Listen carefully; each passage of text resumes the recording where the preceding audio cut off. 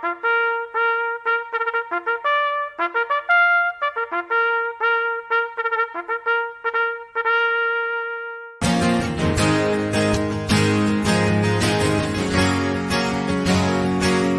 you'll never know the heartache of looking a grown man in the eye, and he asked, am I gonna make it?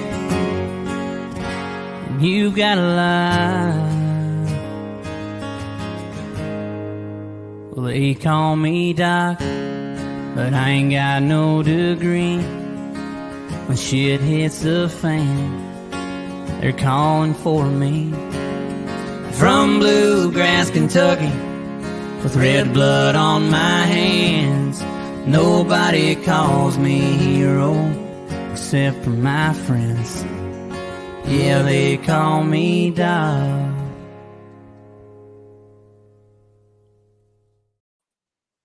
Hello, everyone. Thanks for tuning in today. I am your host, Rod Doc Walbeck, United States Navy Corpsman veteran. And joining me today, again, my guest co-host, United States Army combat medic and fellow blood brother, Joe Misfit Glenn. And welcome to another episode of Sick Call with Doc. There for you then and here for you now. Mm-hmm. Before we get into it, guys, let me a huge shout out to our executive producer. He is the creator of the podcast. Every day is a Saturday. Our brother, Brian Devil Dog Roof. Oh, yeah. One last thing before we get started, and the floor is all y'all's. I just want to do a quick little mission statement, very brief, just so that everybody always understands exactly why we're here. We're here to provide a platform for veterans to speak their minds, tell their stories as they see fit, unfiltered, uncensored by mainstream media. We want to bring awareness to the challenges and struggles facing our veterans every day. We want to shed light on the organizations or the government agencies that are doing great for us or not so great for us. And we want to inspire and bring hope to all veterans and to do our part to help eradicate veteran suicide. We want to educate the world on how veterans, on their own initiative, are saving their own lives through the use of cannabis. And with that, let me introduce specialist Bobby Liberty to the show today. What's happening, brother? Hey, how's it going, Doc, Joe? How y'all doing today? Good, man. Pleasure to have you, Bobby. Coming, buddy. Want to thank you for being here. Yes, sir. No problem. Hope my story can reach out and touch some people and help them in their lives. Done a lot of work in my life. It's I'd like to see where I've had to fight to get to will be the starting point for some of these younger guys so that they don't have the same struggle I have, that they get a start where I've made the new starting line. Yes. That's Amen. That's beautiful, Bobby. That's exactly what we've been looking for. You know, there's a lot of people that need a lot of help. And if we've got a few steps ahead, let's tell them how, let's get them started and pull them along with us, man. Because I believe we're still all healing very much so. Just got a little bit further ahead due to our age, and so let's bring these young, quicker to it, Wow, I never thought of it like that, guys. Thanks for bringing that to the forefront. We can help the guys that are in their that just got back a little while ago. Save them 20 years, Yeah, holy cow. I wasn't focused on that today. Thanks for putting it back in. You know what I mean? Yeah, so Bobby, I've only heard a small bit of your story, and it inspired me enough to say, you got to come on the show, brother. I want you to know that it's definitely been an interesting ride. Getting to the point of actually getting the help from cannabis has really taken me a really long time. I'm 51 now, about to be 52, and I didn't even touch cannabis in any form until about 5 years ago. I was raised as a military brat, so that's where some of the patriotism in my upbringing came from. So in Boy Scouts, things like that, you didn't touch cannabis, you didn't touch drugs. This was the 70s and 80s. This was going to lead you down a bad road and ruin your life. Then getting to junior high school, I was an athlete, signed the pledge, will not drink, will not smoke, any of that stuff. I take that stuff seriously. Me too. Joined the military under the split option program, which at the time, the late 80s, early 90s, after my junior year of high school, I went away to boot camp. I finished boot camp during the summer, and then I came back and spent my senior year in high school in the reserves. And Wow. so 1 weekend a month, 2 weeks out of the year, I was in the reserves my senior year of high school. And then after high school, I went away to my MOS. Well, in this case, the reserve unit I was assigned to was the reserve unit I joined to go to the reserves. And I got OJT'd as a truck driver, 88 Mike, while I was in the reserve. Sorry about that. I thought you fell out of a chair or I something. did too. I was like, oh man. Oh, my servant dog stood up and knocked my phone down. Down goes Frazier. Yeah. And so, so split option program. So yeah, after my senior year in high school, damn it, I got a camera fixed again. After my senior year in high school, I got out of the reserves, told my recruiter I'd rather be active duty than reservist. So we went ahead and worked on that. I went active duty, became a military police officer because, of course, after being a truck driver and you saw active duty MPs, what else are you going to do but want to be an MP? Right. So I figured if I was going to get a job, I was going to get a job that, geez, I am so sorry about this camera, guys. Hey, Bobby, let me break you active duty real as an quick. MP, and again, wasn't partaking because as an MP, you're going to get urinalysis, you're going to get checked constantly, nonstop. I got out of the military. I used the veterans preference to get hired on at the post office, which again, random urinalysis, no use. Although this whole time, the VA, I got out of the military. I was medically discharged from the military for injuries sustained in the line of service. Broke my back, did all kinds of damage, nerve damage up and down my back, got all kinds of mental problems. So when I got out of the military, I used the veterans preference to get hired on at the post office. My health continued to deteriorate while I was at the post office because not really getting much support from the VA. All they continued to do is like increase the amount of drug painkillers they put me on. To the point where before I even retired out of the post office, I was still working full time, and the VA had me on 100 microgram fentanyl patches, transdermal patches. So every hour I was getting 100 micrograms of fentanyl into my system to kill the pain. I ended up overdosing 3 times. My wife revived me twice. The second time she revived me, it took 2 the Narcan pens to bring me back. The third time is while we were traveling somewhere, and they actually called in an ambulance and the Flight of Life to come rescue me because I wasn't coming back. Each time they said was a fentanyl overdose. I talked to the VA doctor about it. All he recommended is, okay, don't use any more than I prescribed you. And I was like, I'm using it how you're prescribing it to me. I'm having these difficulties and it's causing problems. And they had no fix for me. So I decided I was going to come down, bring myself off of the medication, told my doctor that's what I wanted to do. Of course, they were more than happy to do it. They did it kind of inappropriately. We went from fentanyl to morphine to cold turkey. Once I got to 90 milligrams of morphine a day, they said, okay, well, the VA doesn't believe in titrating you down any further than this. So they basically said, okay, cold turkey. That is immediately put me into withdrawal. So I had to go to my psych. The psych put me on, he said the only way that he could help me was if I said that I overused the drugs they gave me. And I was like, but I didn't. He goes, but there's nothing I can do for you unless I can say you have an opiate use disorder. And I'm like, I didn't overuse it, but I'm going through withdrawals. Doesn't that show an addiction, if nothing else? And so he was like, sure. And they ended up putting me on Suboxone. He pretty much told me that they were going to leave me on Suboxone the rest of my life because it was going to help with my pain, but really there wasn't anything else they were going to do for me. I was basically bedridden for a year and a half on the Suboxone. I almost lost all will to live. I saw no coming out of it. I didn't see myself getting better. So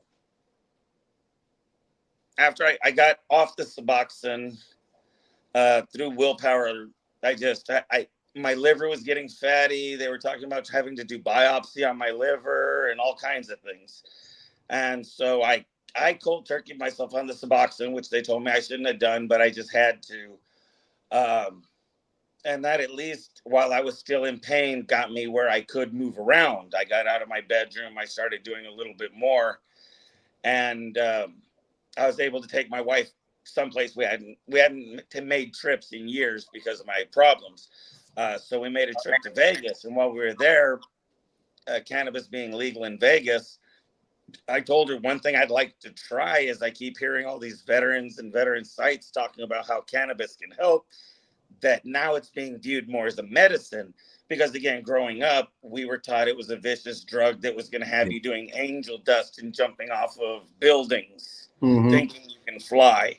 So I never touched it. But I knew there was no overdose. There was no chance of death. That was what the VA was offering me, was here's some relief. It comes with a chance of death. A big chance. So, yeah, a really good chance, because it's happened already. So we were in Vegas. I ended up getting some hard candies. I was talking to the bud tender at the time, telling him what was going on, and mental health problems, physical problems. And, they talked to me about the dose, said, look, this is medically what they claim is the dose, 5 milligrams, but it's probably not going to do what you need. So then they recommended a dose. I got the hard candies, went back to the hotel room because I didn't know what to expect. I had never used, and to me, this was a drug like any other drug. Yep. Which, again, because of my mental health issues and what we were taught about drugs growing up, I know I have something that lives within me that's not the nicest thing in the world. So I was afraid that using things like cannabis would have me lose control. Yeah. And I consciously keep control of this animal I have in me. So that's why when I got to cannabis, I went back to a hotel room, what was safe, in case I didn't know, I'd never used. If I lost consciousness, lost control, I didn't know what to expect, that I'd be in a safe-ish place. But the first thing I noticed was the majority of the noise that I hear in my head, my anxiety, the what is possibly going to happen next.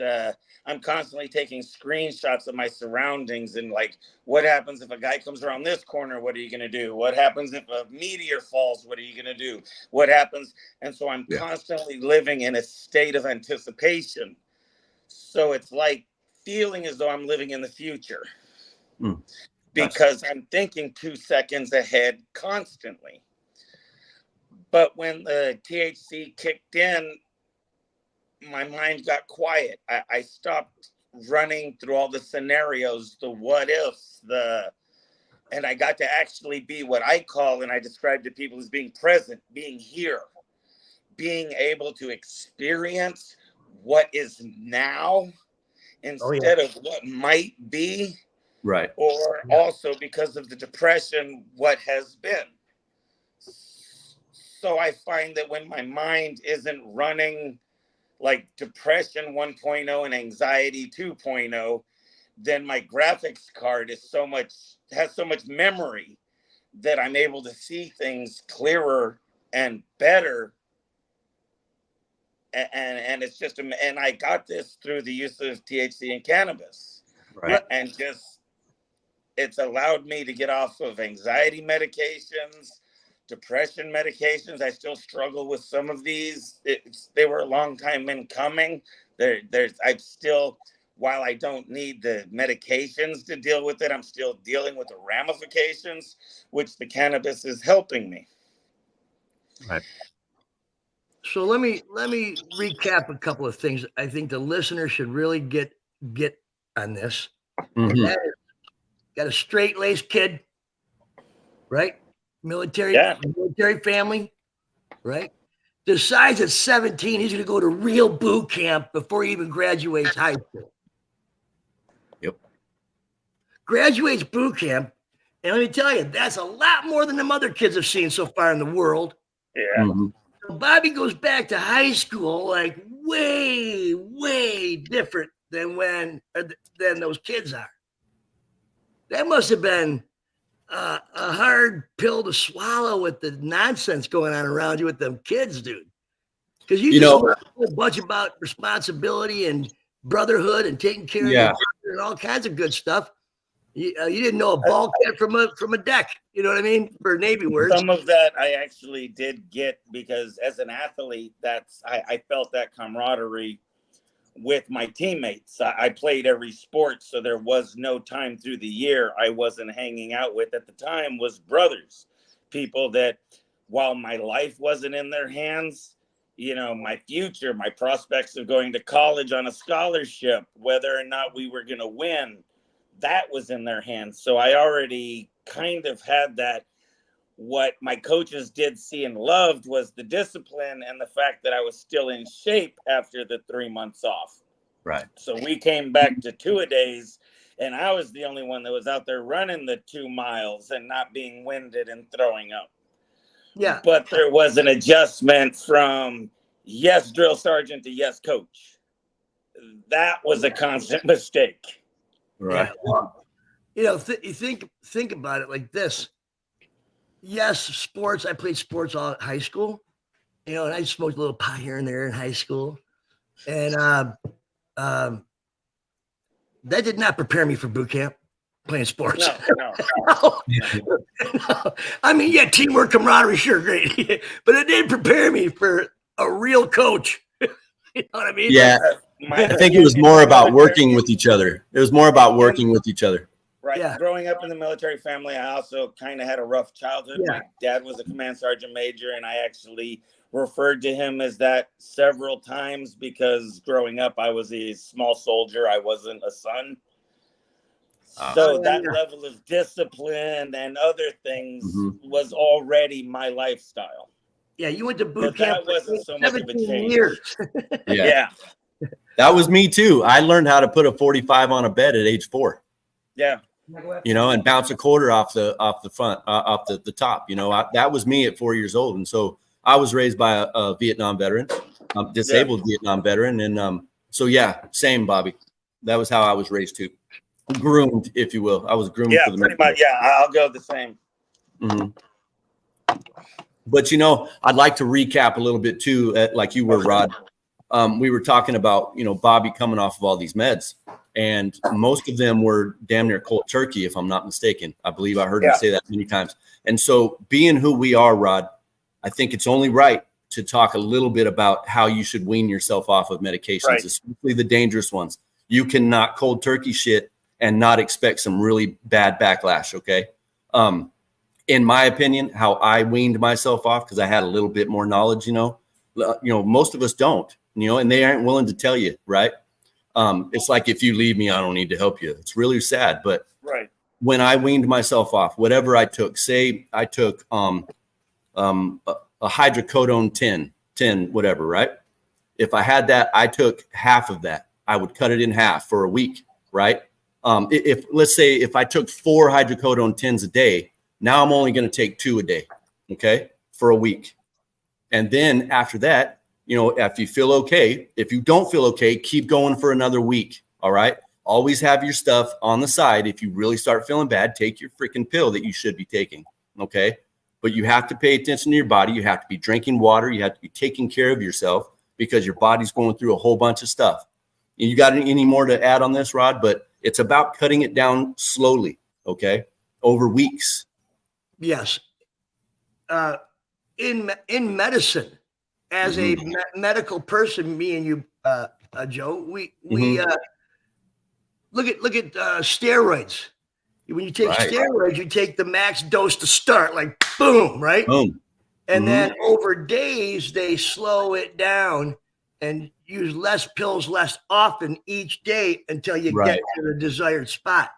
Cold turkey sends your body into just malevolence, if that's the right word for it. Absolute scatter. Your liver don't know what your heart's doing. Your heart don't know what your digestive system's doing. I mean, it's just a menagerie of disaster. Chaos. Yep. Yeah, total chaos in your And body. as y'all were saying, at that point in my life, I felt as though since the VA had decided that 90 milligrams a day of morphine to cold turkey was fine for me, if they didn't seem to care. And that's why we're here. This is why we're here right now today, is because we care. And we've noticed that not the people that are supposed to be caring are not. And so guess what? I'll do that job.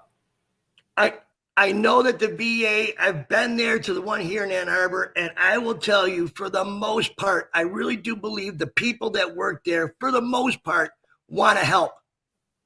I also think I have had one doctor at the VA who guaranteed you were going to be an hour to 2 hours waiting past your appointment time, but he spent every second you wanted with him.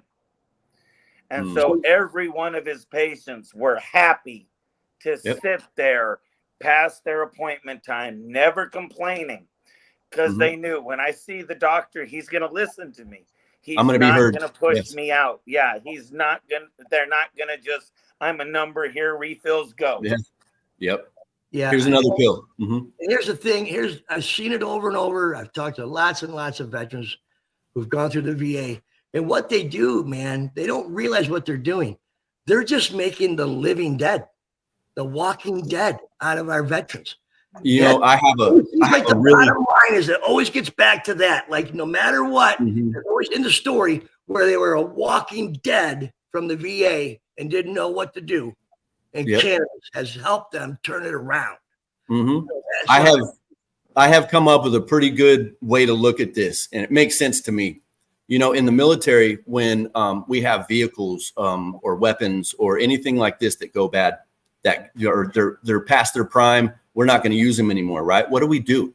We decommission those vehicles. Is it so hard to believe that the military needs to decommission a soldier that they trained and spent all this money on that they can't control anymore? It seems like we are trying to be decommissioned. You know, I mean, they put so many pills down my throat. They put so many pills down his throat and then turn their backs on us. I mean, now, if I'm wrong and if I'm off base, why isn't any of the VA people saying otherwise? But you hear them talking? Once they ran out of answers, guess they said, bye. And so it's understandable now that we are on our own. And so, you know what, we got to band together and we need to spread this word. When you guys are watching this, spread the word. That's the whole idea, right, guys? We need to spread it. Definitely. And people like Bobby are out here spreading their message just to let you guys know that you're not alone. That's a fact. Definitely. And again, a lot of the stigma tied to cannabis is garbage. If you actually take the time and do the research, look at the terpenes assigned to the plant, the effects of the terpenes, which is really what you're getting out of the cannabis, are no different than the terpenes and the vitamins and the nutrients that you're getting from fruits and vegetables that your doctor's prescribing, that you eat healthier and have these terpenes, have these nutrients, have these vitamins, and they're naturally in the cannabis plant. We have an endocannabinoid system that reacts and needs lubrication from cannabinoids. Yep, the cannabinoid system, the endocannabinoid system runs all kinds of other systems. If you keep that sucker happy, now all your other systems are happy. It's not rocket science, but they'll make it seem so. It's really not. Yeah, let me add to this one thing, and that is we are Navy corpsmen and we are Army medics. That's we are not doctors. Nope. We're as good as nurses, but you know, hey, it is. Hey, I'd let you both check my prostate. No, duly noted. Right. But we are not here to treat or diagnose anything. We are simply telling a story of how this has changed and transformed lives, and we highly recommend you get a battle buddy if you're going to go into this. And I think the best place to do that is the Facebook group, Veterans Canada community. Yep. Come You'll on find in them. there. If you want to learn about cannabis, unbiased opinions, just from brother, sister to brother, that's the spot to come on and be a group member with us and see what happens. Yep. So tread lightly, take a battle buddy. Mm-hmm. For sure. On everything you and do. a lot of your own research. You can do your own research. You can look into these things. Yes. It's an amazing full plant medicine that really helps in ways I can't describe. How one plant can do so many things that have helped me in so many ways. I've gotten off 6 or 7 different medications, all from the use of one plant. Yep. And remember, I was talking to you about the endocannabinoid system, running all these other systems. A pill. Yeah. Now I don't know all the facts about it, but all these pills they make are a concentrated, one molecule concentrated to treat one problem. All right. But when you treat that one problem with this, it creates more problems. And so we have all the polypharmacy or all these pills, right? Well, the cannabis, it's too expansive. So it goes and deals with your whole body at one time, not needing another thing, not killing you in the process, but healing you. Do your research, folks. It's written. All you got to do is read it and make up your own mind. But I'm telling you, I'm here to tell you right now, cannabis is a wonder drug, and get rid of that man-made stuff. Tell me. I have literally learned more about the human body through cannabis, cannabinoids, terpenes, as much so at least as I did learning anatomy and physiology and veins and arteries and guts. You know, I've learned more intricate about the human body now than ever before. Yep. So with that, let's take a quick break and let's support our other veterans who are doing awesome things. Hell yeah. What do you think? Join us for Hero Stock, a special event dedicated to honoring our veterans and first responders. Experience a day filled with incredible live music performed by those who served and protected our communities.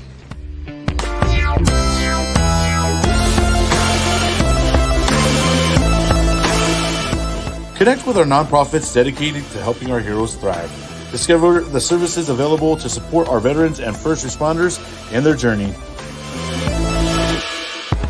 Bring the whole family. Kids will love the fun activities designed just for them.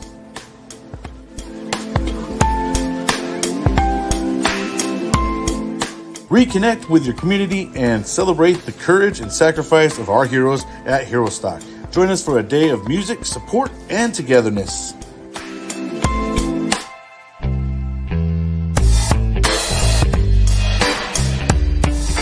Check us out today on www.herostock.org. I saw cornhole games in that video. Cornhole champion right here. I don't know about you guys. I'm not. No, I can't say I am. No. I was thinking about something on the break. You guys got me so fired up. I had to light a smoke real quick. I think what we need to do, I think what we need to focus on as veterans, not just each other here. We're going to have to fight for this to get Schedule 3.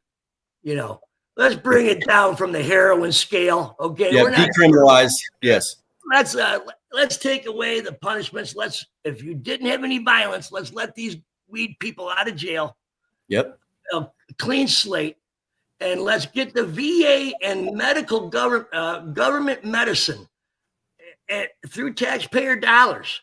If you want to help a veteran, let's do this. How about we study it more from the medical side and start bringing it in to the conversation and do the research and the studies.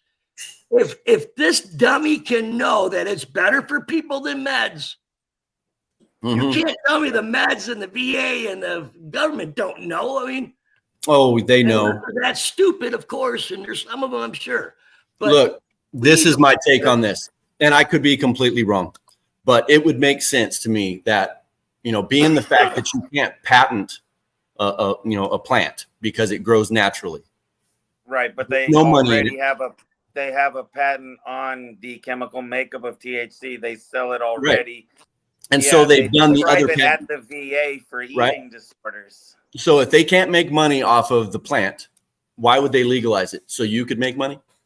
Right. No, what we could do is we could have veteran cannabis growers Agreed. supplying the VA's pharmacy and let Agreed. us help each other. How about something like that? Right. You know what I mean? I Mhm. get so I fired agree. up about the VA, dude. They make Yep. walking zombies out of us, and They sure do. And when they're in the I- results, when they have no results, when the results don't work, they go, Yep. I love that idea, Doc, but how's about like at the VA hospital, just a farmer's market? Instead of you providing to the VA and them prescribing, set up a farmer's market where veteran farmers can sell to other veterans. So that way you can pick and choose your cannabinoid setup and terpene setup, THC That'd be neat. strengths. a veteran caregiver program national. Yeah, I agree. And everybody really nilly. Who's got lawyers? Who's got people? Let's go. Yeah. Get it started, y'all. Yep. Who knows? Who knows? So let me ask you this, Bobby. Here's a real tough question, brother. I thought about it on a break, and it might be almost unfair, but the floor is yours. Everything that you've been through, man, everything. Would you do it again? Exactly. Slightly autistic. So when you say everything, you mean my military service forward, my whole life? What do you mean by everything? Well, at least the day you went to your first day of boot camp when you were 17.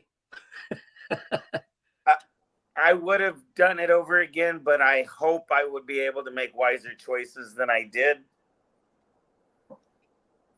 I get that. But most definitely, there were opportunities extended to me that I overlooked for short-term gains that I would have liked to gone back and changed.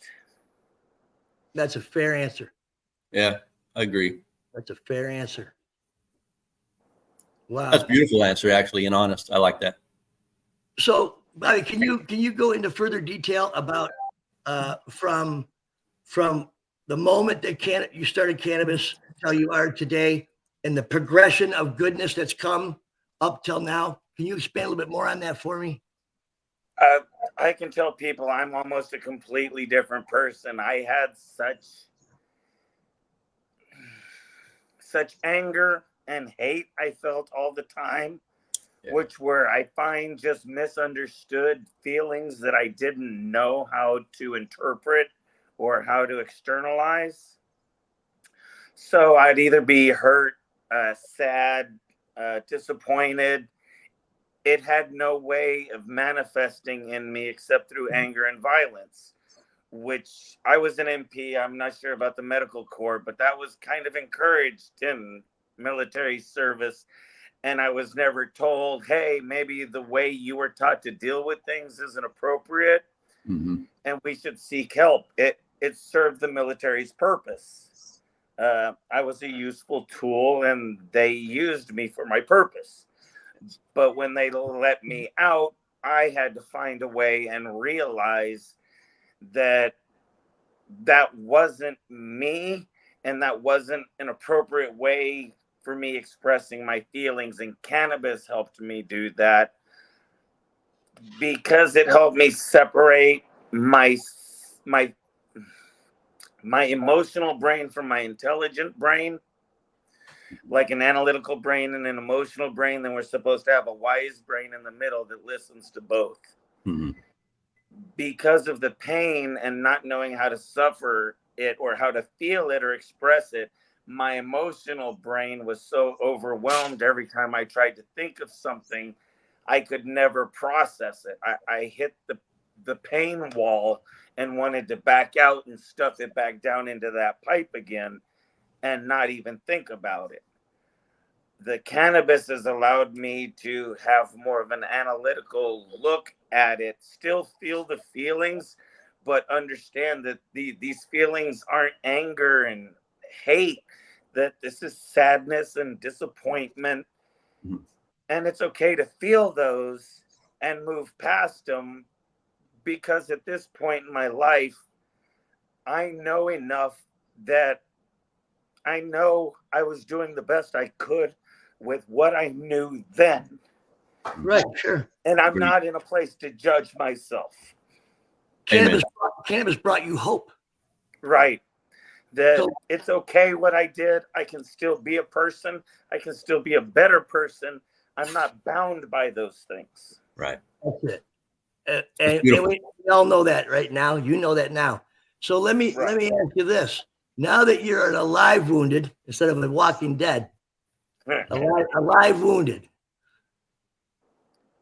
Now that you see a brighter future ahead, what's Bobby going to do with the rest of his days? Do you have any dreams or any thoughts about where you want to head with your highly intelligent brain?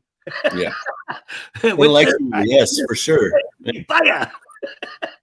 Again, like I was saying earlier, through all this growth and understanding that I have, I feel as though as adults, we grow into the people we needed when we were children.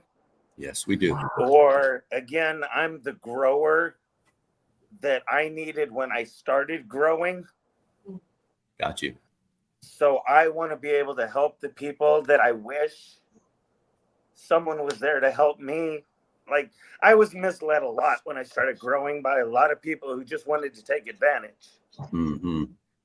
Because I didn't look for veterans groups. I didn't look for my brothers and sisters and people that I knew I could trust. Yep. And so that was really disappointing to me until I found, actually, I just stumbled across one veteran in a different group, wasn't even a veteran group, who was like, look, I understand the struggles. I understand the fear of mistakes, and let me help you. And when I saw that and actually saw compassion from someone who's shared life experiences that not many people have, mm-hmm. it makes it easier to forgive yourself for mistakes and to grow and move on from there. And I just want to help people. With the rest of my life, I want to be there to help people so they don't have to struggle as hard as I did to get where I am. I'm aware of a lot of grants that are available through the VA. I want to help veterans who qualify get those grants. I didn't know they were available. I've been out of the military for 20-something years, and I'm just now getting them. These things would have helped me my whole life, and they should be offered. It should be told to veterans, look, this is what's wrong with you. These are the things the VA offers to try assisting you. But instead, they say, this is what's wrong with you. Good luck. Yep. It's unfortunate. And I've spent a lot of time looking back into the VAs, getting lucky and talking to nurses and doctors who are willing to help. And to, if they don't outright tell you, say, hey, well, there's something you can look at maybe that might help. Right. And they lead you in the directions you need to go. I want to be able to be there to help people so that they don't have to go through all of that. Different disabilities, different qualifications for different grants. I want to let veterans know what they qualify for. The fact that most people believe the Chapter 31 grant is only for re-education and reemployment. It's not. There's 5 different paths that you can take, and one of them is just independent living. So you can use the Chapter 31 VR&E grant to help you live a better, more fulfilled, independent life. You don't have to go back to work. They understand not all veterans are going to be able to go back to work, but they don't teach people because the name of it is reemployment and education. Everybody thinks they have to go to college, and you don't. There's a path to take through there to open up a small business. Yeah, there is. Yeah, and the business office in the VAs will usually give you this kind of information, if I'm not mistaken. Am I right, Bobby? Yeah, but you have to go in and look. It's not. Yeah, you got to look. They're saying, hey, you're struggling right now. How are you doing? You know, my work is weird. Hey, you know, we got these programs to help your education. We got these things if you're willing to look at something else. It's not approached. It's not given to the veteran. The veteran has to work for it. Yep. And it should be different. Should be a little bit more accessible. At least should be known. That there's so many programs that the VA offered that I never knew until we started asking, right? And never even thought of asking that particular question, but that's what this is going to be doing. I mean, you asked those questions and you had answers. And so now you've made us aware that, hey, these things exist, or reminded us, you know, and that's a beautiful thing. Appreciate that, man. No problem. About this time of year, for everybody who has a hard brace or a oil-based cream that stains, the VA does offer clothing allowance of about $1,000 a year. That's cool. That's So sweet. try to use that up. Mm-hmm. Yeah. I was listening to your story there and what you were saying, and I'm thinking, okay, what's Bobby's unique thing? What's Bobby's unique thing? It's going on in my head, and I came up with Bobby's Battle Buddy Cannabis Consulting. Yeah, there it is. Bobby's Battle Buddy Cannabis, the BBCC, baby. That's what it's up. Boom. You know, investors find their way with cannabis. You know, your story is remarkable. I didn't know 1/10 of that, Bobby, and I wanted a heartfelt thank you for coming on to this show. Yeah, no problem. You've helped somebody today. I hope so. Absolutely. I have a question. Well, a couple actually. Sure. We never learned how you use cannabis to help yourself. I mean, there's flower, there's edibles, there's vape. I think you use a vaporizer. Am I right? My main now is vaporizing. I use a dry herb vaporizer. So I've found that it's more of the whole plant. When you get most of your extracts or your concentrates, you're not getting all the terpenes. There's some really high volatile terpenes you lose. There's some water soluble terpenes they lose when you make your concentrates. When you smoke, the fire itself is destroying a lot of your terpenes, a lot of your cannabinoids, a lot of your THC. On average, a burnt joint will destroy 80% of the THC. So you're only getting, like, if you have 10% THC, that'd be 100 milligrams of THC per gram. You're only getting 20 milligrams out of that 100 milligram joint. Whereas if you dry vaporize, there's no combustion. It's just high heat. So it raises the solids and gases to vapor and then expels them into your lungs. So you're actually capturing about 80% of the THC. So that same 100 milligram, 1 gram joint vaporized through a dry herb vaporizer would give you 80 milligrams of THC. So you're getting 4 times. Plus, in the vaporization, you're not destroying any of the terpenes or other cannabinoids that come along with it. Your CBV, CBGs, all of them. So dry herb vaporizing is what I prefer. I have a Volcano made by Stows and Bickle that I prefer to use. That's from what I found, the most complete. It's used as a medical device in countries where cannabis is used for medicine. In the hospitals, they use the Volcano. When I travel, I have a travel device made by the same company. But outside of those two, it's, if you can find live rosin, it's actually, live rosin means they get the fresh frozen plant, then they either dry sift or ice water hash it, and then they press it out and get the hash oil. That is the purest way that you can concentrate the medicine without using CO2 or any of the other volatile chemicals that try stripping. When they strip, they also leave behind terpenes and destroy terpenes, and sometimes even when they express all those chemicals, they leave behind byproducts. And so even though it feels like it'd be a cleaner way to use the medicine, unless it's like a live rosin cart, you're still kind of getting some off things when you're breathing through it. Plus, when you do it, the inside of your throat doesn't look like a water bong. Right. Yeah. Although through the dry vaporizer, I will say that I do run it through a bubbler, because like when you make hot air popcorn, heating the air does dry the air out. So as you're breathing it in, while it does have the vapor in it, it's a dry air. So running it through a bubbler adds some humidity back into it. What a lot of people call that is they'll start getting a cough, and they call it the Bickle Tickle, because the name of the company that makes them is Stows and Bickle. So they call it the Bickle Tickle. But adding a little humidity back to the air totally does away with that. Nice. All right. Well, good to know, man. That's good. Really good to know. Question, Joe. You said you had 2 questions. Did you get up? Did you do both already or no? No. Oh, no. Well, there was another one, and it wasn't necessarily a question. I wanted to touch on it. listening to what cannabis has helped him through. He was talking about the hypervigilance and basically the risk assessment. All these things are really serious with a lot of veterans, man. Right. Cannabis also helped me with slowing down my brain enough to understand where I am first and foremost, and that I'm safe.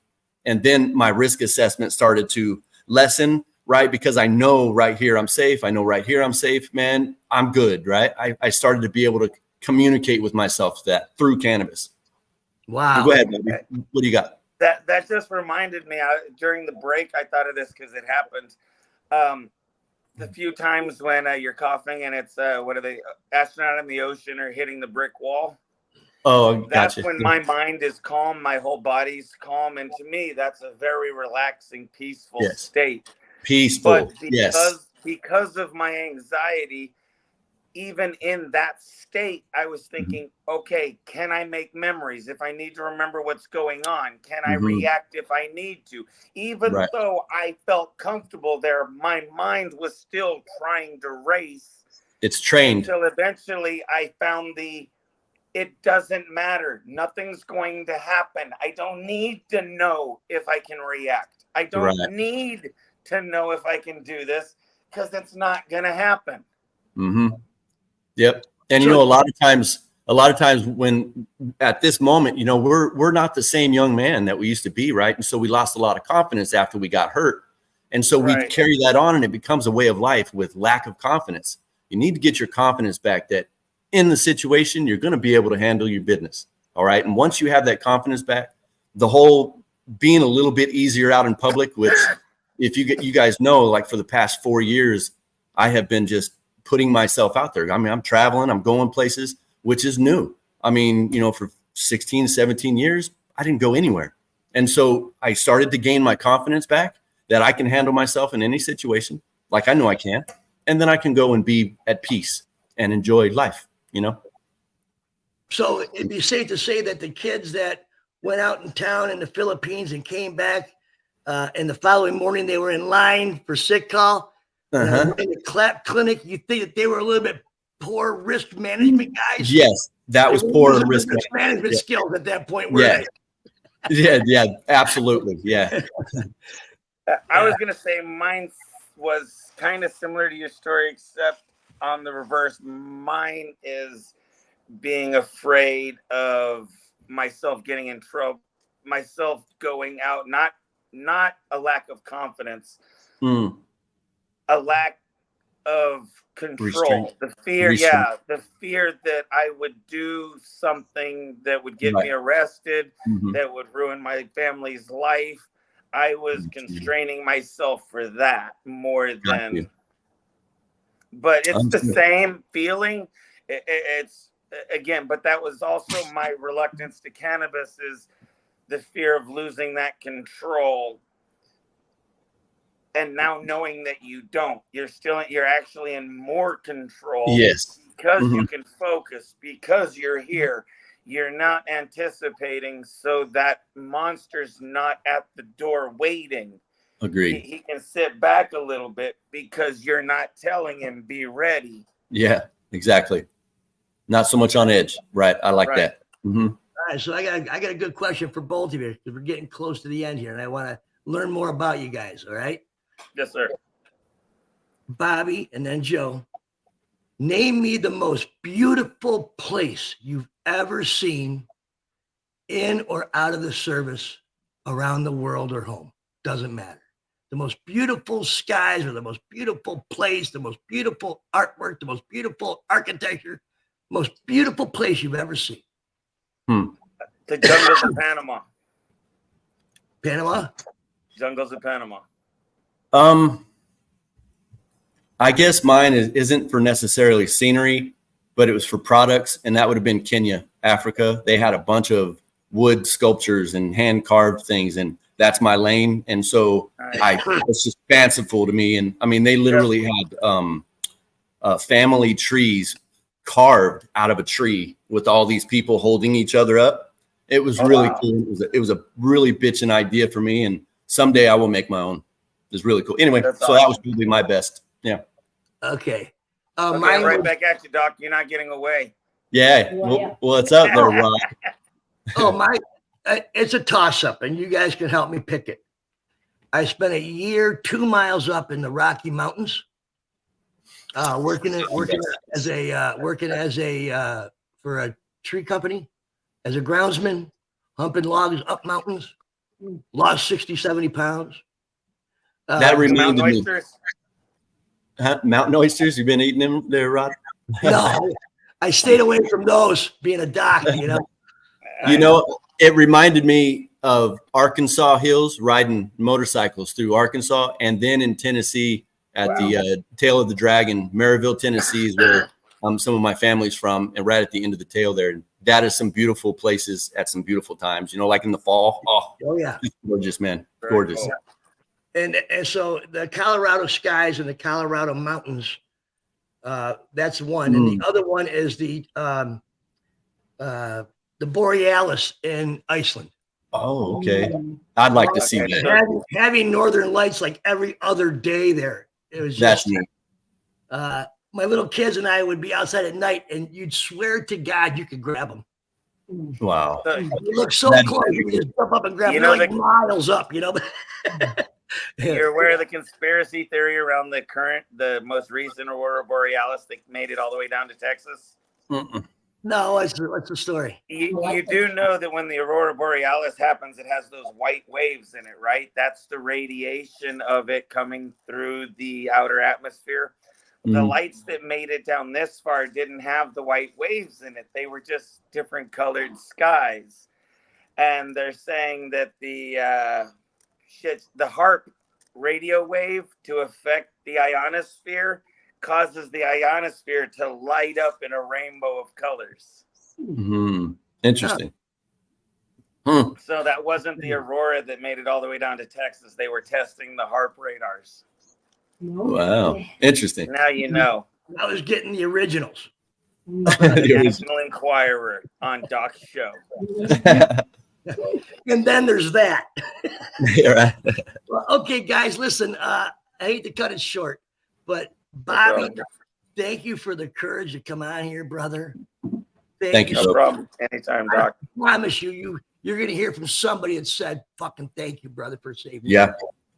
Someday it's going to come your way, and I want you to call us, tell us about it.